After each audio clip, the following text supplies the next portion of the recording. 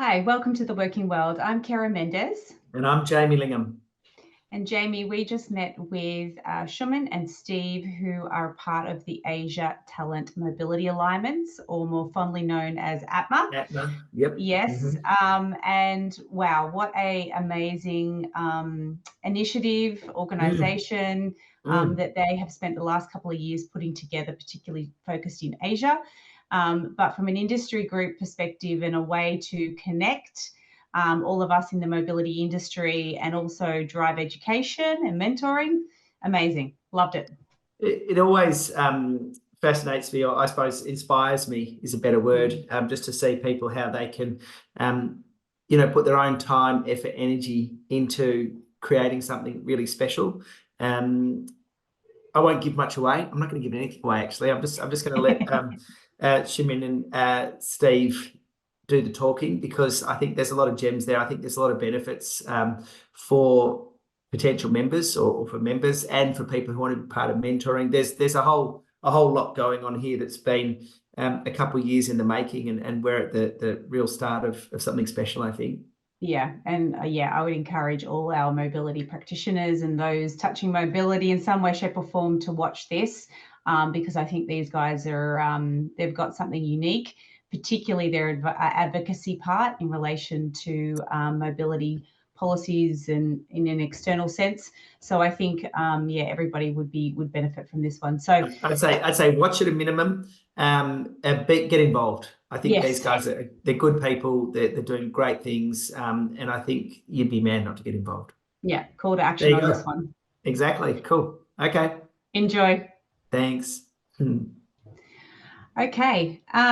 Shuman, Steve, lovely to see you. Thanks so much for joining us on The Working World. We are very excited to have you guys on to speak about ATMA and introduce this concept for those of our audience that aren't familiar with it, but also to hear about some of the things that you've been doing across the organisation, but also what you have lined up for the next 12 months as well. So without further ado, I'm going to jump straight to the questions and get started. Shuman, I wanted to fire the first question to you, if I could, please. Can you tell us a bit about ATMA for those who aren't aware of the organisation and its role within the APAC mobility industry? Yeah, sure, Karen. And thank you so much for having us here today. Really glad to be able to share with everyone about ATMA. But before I go into that, I thought good for me to kind of let everybody know what ATMA stands for, because Mm. ATMA, yeah, that's actually like the short abbreviation, but it literally stands for Asia Talent Mobility Alliance. And I would say that very proud to share that it's actually the first global mobility trade organization that's really focusing solely on Asia. So I think what really kind of triggers me to be part of this is that we are a non-profit organization, and our role itself is really we want to be able to represent and to promote the advancement of the global mobility professional throughout the Asia region by providing the support to the talent mobility professional here, as well as the stakeholders throughout Asia. So honestly, I would say that the role that we play is to be the advocacy of the talent mobility related topics. And we do am looking at various opportunities to facilitate education, throughout our talent mobility community by bringing everybody together. And I think what I felt about ATMA can really bring a difference is that, as we all know, is if we look at the Asia country, we are very diverse, right? We are so distinctive. We have such a diverse culture, such a diverse country, and there's also diverse industry within the Asia region itself. So we really want to be able to embrace and promote this diversity within the Asia talent mobility trade itself. So I think one reflection that I have is that today, if we were to look at the board of directors for ATMA, it actually comprised of a very diverse, I would say, profile of people from different region, different country, you name it, we have it. So we have individual from India, from Singapore, from China, but also at the same time, we also need to have the global purview. So we even have someone sitting in US so that we can really build it to become like a global Asia Trade Organization. So in ATMA, I think I really wanted to kind of wrap up and say that we actually have four central pillars, and that actually includes the ESG and sustainability, the advocacy, the education and development, as well as events and networking. Fantastic. Shumin, I think of all of the pillars, I think in my mind, the advocacy is the one that I think is of most interest. I think that, if you can get advocacy right, all of the rest of the education and all of the community, etc., will sort of flow from there. How are you approaching that? And I'm guessing, is that just with the Singapore government at this stage, or are you looking at other governments throughout the Asian region? I would say that certainly we actually hope that we will be able to build the advocacy, not just in one region, but basically throughout the Asia region. Right now, I would say that we are just starting, right? So before we are able to build on that advocacy, I think the first is to be able to get our member base and to look at what they are interested in, what are kind of the topics that that they are facing on a day-to-day basis, what kind of things they are looking for. So by getting the membership base and understanding what they need, I think, Jamie, like you said, this will then allow us to look at what do we want to advocate for, and then looking into what kind of developmental opportunities, right, we will be able to build. Yeah, absolutely. I think I think also, to your point, getting the members in and going to governments and saying, hey, we represent, this group. I just think it's such a fantastic initiative, because I think it's well needed. It feels like that, a lot of companies might be doing this individually, but to have an organization who's actually out there for members to do that, it sounds great. Yeah. Perfect. Thank you, Shumin. Steve, I wanted to hear a little bit from you, if I could, around how ATMA came about. I know you were pivotal in the creation of that, and so I wondered if you have that story or that journey that you could share with us. Yeah, sure. Thank you very much for having me join today. I appreciate it. ATMA's, for a long time, I've spoken with colleagues in both Asia and around the globe about how Asia doesn't really have sort of a body to represent mobility. And so it happened that we had COVID and a bit of downtime. My colleague Sharon in the US and I had always been talking about starting something. And so we decided that during COVID was a good time. And I reached out to a few colleagues who then helped me to reach out to a few of their colleagues, and tried to get a diverse set of people from different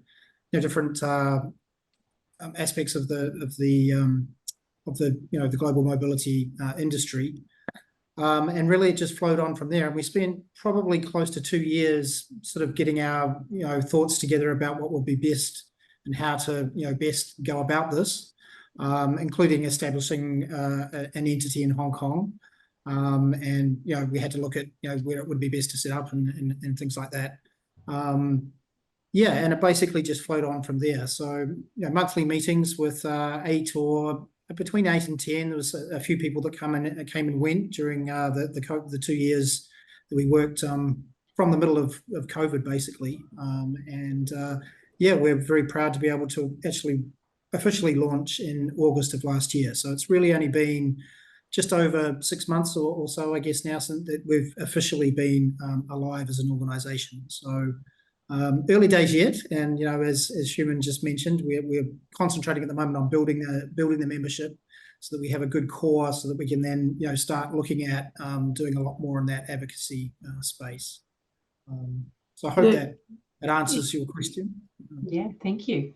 Hats off to you, Steve. Sorry, Karen, just jumping in here. I was just going to say hats off to you, because I think that starting any business is a huge effort. To make it a not-for-profit is even, those extra 2 steps. So it's obviously got a lot of, good as far as the relocation and mobility community is concerned. I was just curious, what were the deficiencies that you saw? I mean, because you actually have a great group of people who are involved.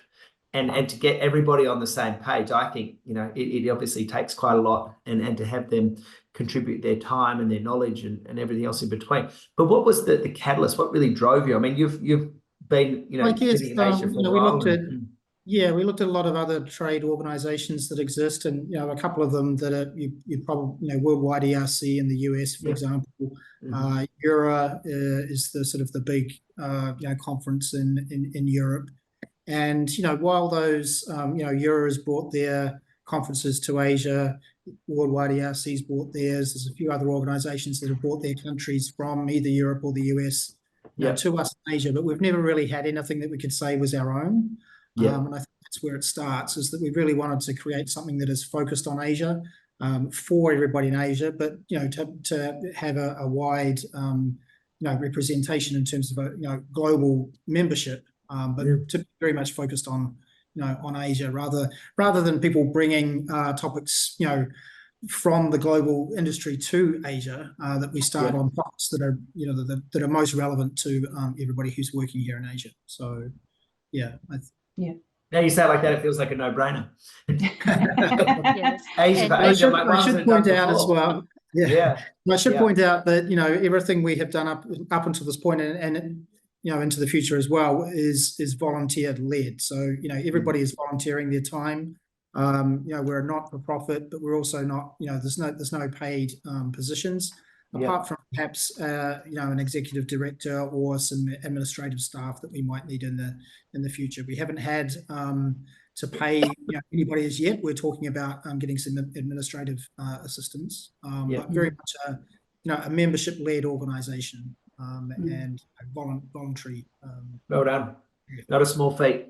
And And I again, think so go ahead, Shumin, you're fine. No. And I thought maybe I'll just add on, because this is really truly our passion, like what Steve mentioned. I still remember very, very clearly the day where I got a call from Avram, share with me about this notion. And and it was so urgent. He's like, Shumi, I have something that I really need to discuss with you, right? And that's where he shared me this great idea where a group of them, certainly Steve, is one of them who have been talking this for a long time, to set up this mobility trade. Like again, he mentioned, a Asia trade organization for Asia. And I think at the point during the COVID or post-COVID, I also recall that there really isn't really much activity happening within Asia. A lot may be brought in more from the existing or the Europe-based trade organization. But within Asia itself, there's really isn't much happening. And again, when we look at some of the surveys, right, it actually states that there's a lot of activities happening, be it domestically or internationally. So that's where, Jamie, to your point, I think starting something is never easy. No, And and for me, honestly, the reason why I say yes is that I thought, wow, okay, I will never be an entrepreneur because I'm not a risk taker. So that's why I thought that, okay, this is a good, why not, right, to come together. And I think, other than able to bring all the talent mobility community together, even I myself, I will benefit from the setting up, because I get to see how Steve and a couple of folks actually literally set up something from ground zero to really a organization today. the birth of an organization. It's great to be there, right? Yes. The conception and the birth. Hopefully one day. Sounds very sexy, but hopefully one. Hopefully Hopefully one day you sit back and watch this and you'll be a huge global advocacy organization. You'll be like, remember that small podcast we did? Yep. Exactly. But I think for me, I think, Shumin, what you were saying earlier around the uniqueness, particularly of this region, and even probably more so Asia, to your point, the complexities or the uniqueness that brings. I think you're right. You couldn't have that. That foundation from any other region because of those uniquenesses. So well done to you both. Shumin, I wanted to stick with you for a moment, if I could, just around if you could talk to us a little bit around some of the achievements. I appreciate we're only in the early days, but some of the achievements that the team at ATMA has reached already, or some of the current initiatives that you'd like to highlight to some of our audience base. Okay, sure. And again, borrowing what Jamie says, getting started is never easy. And, we were always having this discussion about, okay, when do we get started? And that's where, again, I must applaud Steve for his courage. I still remember back before September, Steve was like, no, we have to do it. We have to do that. So over the last 12 months, indeed, we officially launched ATMA last September with our first ever in-person event in Singapore. Because we actually kind of leverage on realizing that there are people traveling to this region for conferences. So that's why Steve was very smart enough to leverage on that to organize this first ever in-person session.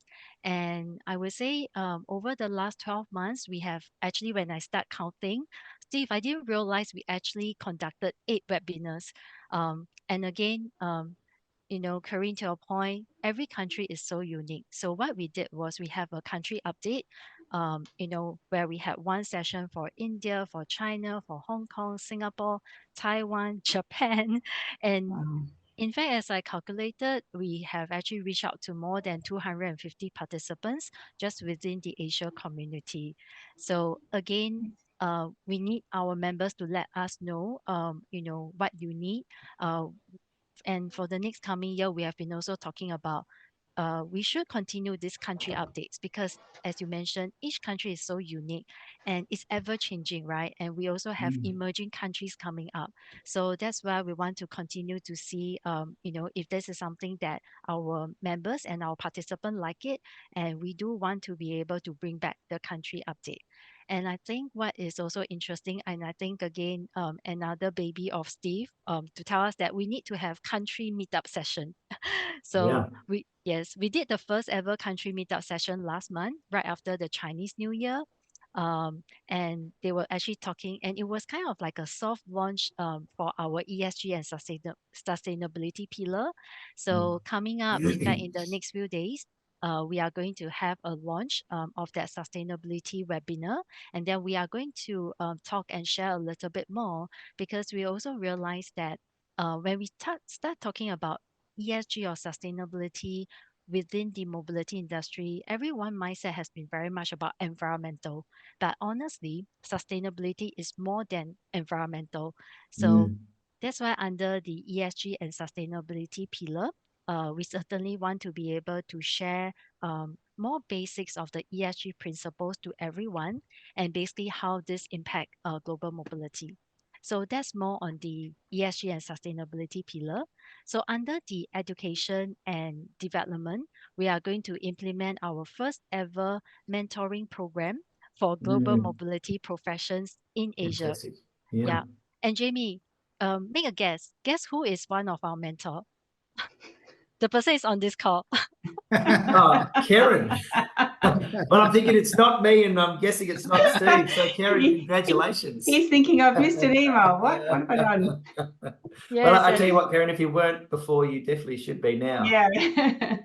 Thank you. Shumin, I Yeah. think you're playing your courage down. I think that, to get involved in these things is courageous, and obviously starting off as your side hustle, it's a big commitment. I think it's still a good step to put yourself out there. So, and obviously, Steve, you've done this previously, this sort of stuff. So it's, I think it's exciting. I think it's you've got the opportunity there, Shumin, to observe it, to be part of it. But I feel like it's you're probably like the duck on the water, right? You've got the calm features and the feet going pretty fast to make sure it all happens.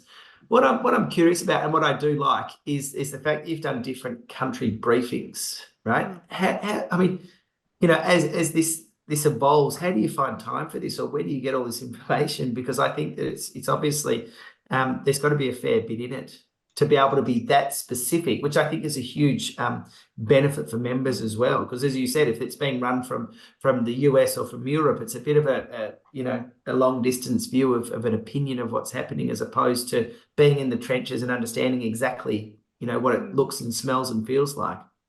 Yeah, and Jamie, I'm glad you actually asked this question. And I think one purpose of ATMA is really to be able to build a more confident talent mobility professional, right? Because I think one day everybody will be sick of seeing Steve and myself.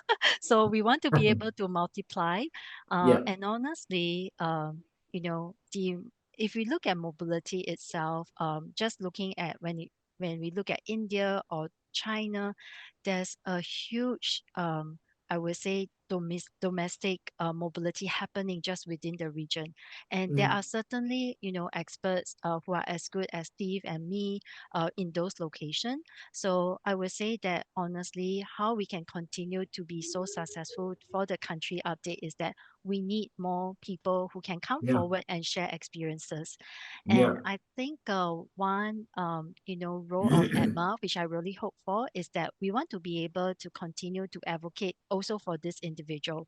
So in fact, for the series that we did in Taiwan, I actually got my team member to be part of the country update.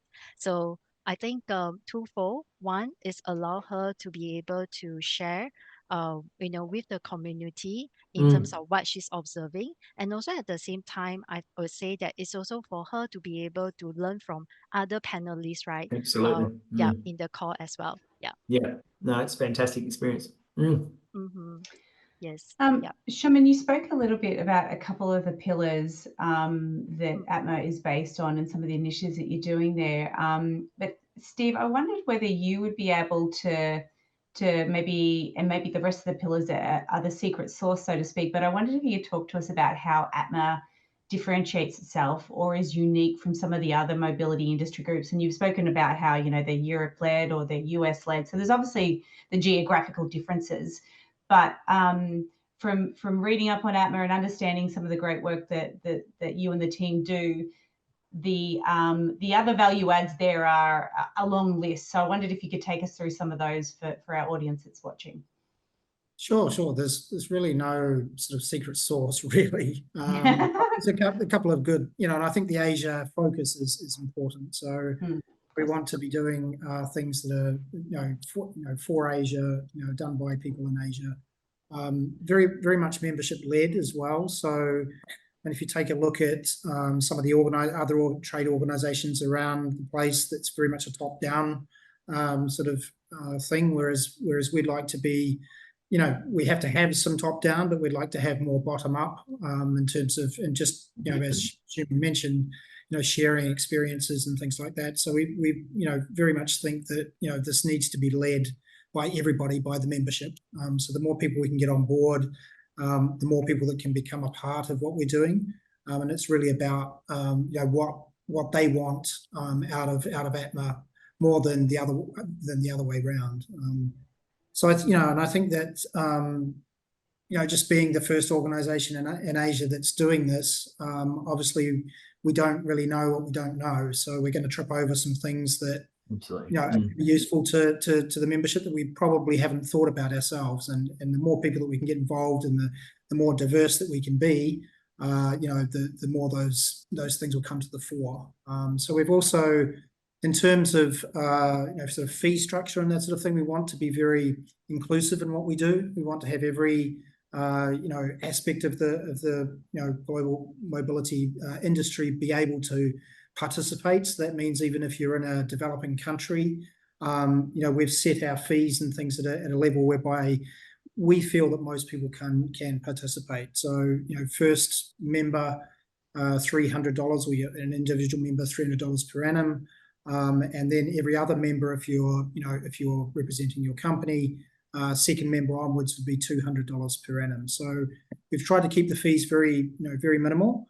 And also for developing countries, we have a scholarship type of concept as well, whereby in the future we'll roll out something for developing countries whereby memberships will be discounted if they meet certain criteria and that sort of thing. So we haven't actually launched that part of the membership yet, but that is something that we have definitely talked about. And in order to be inclusive, we want to be able to, have some criteria around, if you're in a country like, for example, Cambodia, Brunei, Myanmar, for example, and you'd like to participate, we'd really like to have you, not have very few sort of borders to you, becoming a member and being able to participate with everybody else and learn from everybody else. I'll take that as a scoop that we've announced this first on the Working World, Steve. Hadn't been out to the general public yet, but we've picked it up, which is good. Just a question from my side. I think, well, sorry, I was just going to comment as well and say that I think that, you know, those fees are ridiculously reasonable. I think if you're getting mentors of the quality of such as Miss Mendez here, and everybody else, I mean, that's got to pay for itself, right? But I, you know, one thing I was curious about is just in your opinion, and it could be to Shumin and yourself, where do you think the deficiencies are in mobility practitioners of today? You know, like if you're saying, okay, let's do mentoring programs or let's do training. If I was to ask, you know, well, I am asking, what do you see would be obvious ones for you to you know, that people need to upskill on or get better knowledge of in relation to, you know? I think, like Shumin mentioned, it's the confidence, I think, to, you know, the confidence in what you do and the confidence to step out of your sort of, you know, comfort zone, if you like, and perhaps participate in a circle like this. You know, it takes a bit of courage to step out of your daily role and to meet different people and to, you know, probably until you do it, you don't realize what you can learn, you know, from those things. So I think that's probably the biggest deficiency, I think. And so, you know, some of our struggle is in terms of, you know, getting people to understand the benefit of participating, or the, you know, the benefit of giving up your time to come and join us. So, you know, that definitely is a challenge, and everybody's time is so limited these days, and there's so much information and that sort of thing, that we're trying to find a sort of a nice balance in terms of where we, you know, position ourselves in order to be valuable to, you know, to all of our membership and indeed to the industry. Yeah. Oh no, it sounds like I don't know if you want to comment anything further there. Yes, yeah. And I want to add on as well. I'm not sure if this is really a deficiency, but I think typically if we see, usually when it comes to the mobility team in Asia, you might be the one and only person here, or basically you have very dispersed teams, right? So I still remember when I first get into this industry, after being through it for a couple of years, I started to then question myself, do I know this? Do I know that? If I want to know more, who do I reach out to? And I was really very timid and shy because, you know, why would someone, a VP in the organization, would want to spend time with me? So, yeah, like what Steve mentioned, I think sometimes it's the confidence of reaching out to us. And honestly, I would say that my speed of learning literally became like 10x faster when I got myself a mentor. Yeah. And this is, Absolutely. yeah, and again, this is with encouragement from my boss, who is seated in US. He's the one who said that, yes, you need to have a mentor, and he introduced a mentor to me. So the purpose of setting up the mentoring basically is really to, like what Steve mentioned, we want to be able to help the community to network, and potentially the mentor, they have their own network, right? And they might be able to introduce their network to the mentees. So again, things are moving, you know, so fast. Everyone needs an answer so quickly. So honestly, I think, and honestly, I may not know it all, right? And sometimes the mentor could also learn from the mentee. So Absolutely. yeah, so essentially, it's really about how we want to be able to build that connection and to speed up the learning faster. Perfect. Yeah, I perfect. think if I can just add one Yeah. other thing, you know, I talked about inclusion before. One of the other challenges we have, obviously, is with you know, the corporate members that we have, and them perhaps feeling a little bit scared of being attacked by service providers like myself and that sort of thing. So, but we've purposely tried to keep everybody on the same level, if you like. So we want everybody to participate at the same level, not be scared to, you know, for you know, corporates or for service providers to get in the same room and learn from each other. So do you have there's some challenges non-solicitation there. rules? Yeah. Yeah, so we do have some rules built into that, and obviously education of the appropriate way to, you know, to interact with people, especially for us service providers. I think, you know, making sure that people understand that is important. But we also, you know, in terms of fees and things like that, we've purposely kept everybody on the same level, if you like. So, you know, corporate members will have to pay the same as you know, service providers will need to pay, you know, to be a member.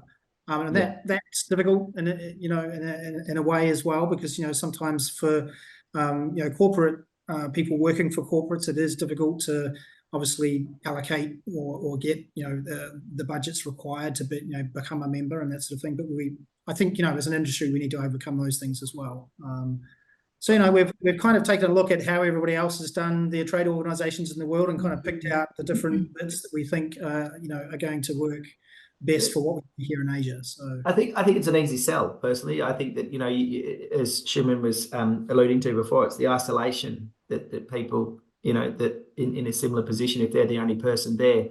So to pay a few $100s or a couple $100 for a corporate to actually build that community environment where they can go and get the mentoring and get the learning, to me it seems unbelievably reasonable, and not just pumping up your tires here. I think from my point of view, if I was going to have my team go and be part of an organisation where they can get external learning, because we sort of know what we know here, but those conversations with other people in the industry and other providers, you'll get some idea, okay, I didn't know you did it that way, and you'll bring that back to work, and you'll start to implement that yourself. And I think those sort of things, as I said, they're invaluable. People pay thousands and thousands of dollars to go and set a day's training, and you sound like this on tap, especially with the mentor stuff. So well done. And I'll just add on that, particularly from my point of view too, it's not just relevant for those up and comers that are in the industry, the Shumin, 15 years ago, not knowing where to go. It's a case of even now for people like myself and Shumin and Steve and Jamie, as you as well. We've been in the industry for almost 20 years, and COVID has just flipped the industry completely on its head. From a corporate point of view, your role as a mobility practitioner just ballooned.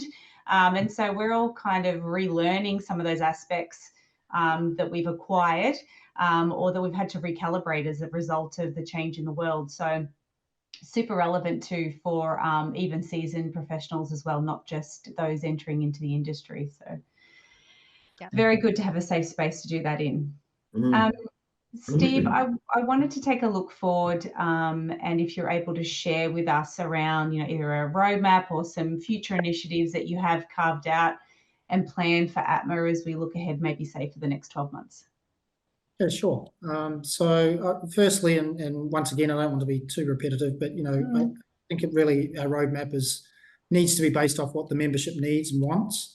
So as we continue to grow the membership, we continue to ask them what they're looking for, and a lot of what we do will be based on what it is that everybody else needs, feels is most appropriate. In the meantime, though, we do have some plans in place. So we have started some gatherings in Singapore. We want to start launching those in some different locations. So we have some ideas for some in-person events in India and China, and hopefully Hong Kong as well. And we'll continue to push to have those in different locations. I also have a bit of my 25% of my work is based in Japan, so look to do something in Japan as well. So we want to get those sort of regional gatherings going. We'll continue to do the webinars, as Shumin had mentioned. So both the update, the country updates, and hopefully we can start to include a couple more, some more of the countries, perhaps updates from some more developing countries, Indonesia, the Philippines, some countries like that. We'll continue those, but then also other webinars based on the feedback from the membership. So we have also an ESG webinar coming up. That's probably going to continue. So probably be the first in a number of webinars we do for sustainability and ESG. And then ultimately we'd like to have a conference here in Asia, an in-person conference, probably based around when there's going to be some other sort of activity in the region, so that people coming in will have something else to attend, and hopefully we can kind of position ourselves a little bit differently to perhaps some of the others that may be running a conference or whatever at particular times during the year. So hopefully we'll be able to do something like a one-day conference later on this year. So we're looking at that right now. I think it's a little bit of a rush to get anything done sort of in the May timeframe when Worldwide ERC is coming to Singapore. But with other events, hopefully we can align with them and bring some, some value to everybody that's coming into a particular region.